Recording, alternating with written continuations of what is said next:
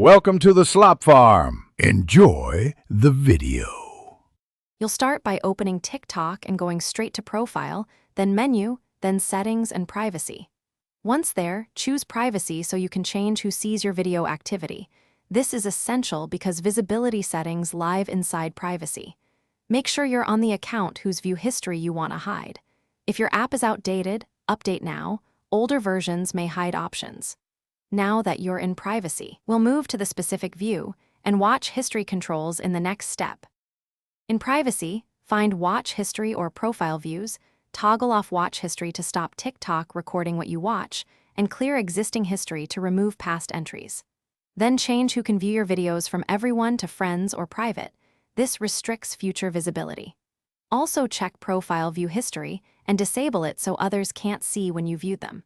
If download or duet settings exist, disable them too to prevent redistribution. These steps control both recording and sharing of your. Once you've applied changes, restart TikTok so settings fully take effect.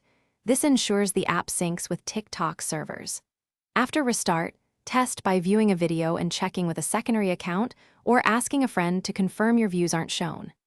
If settings revert or options are missing, update or reinstall the app, and check for regional feature limits because some controls roll out gradually.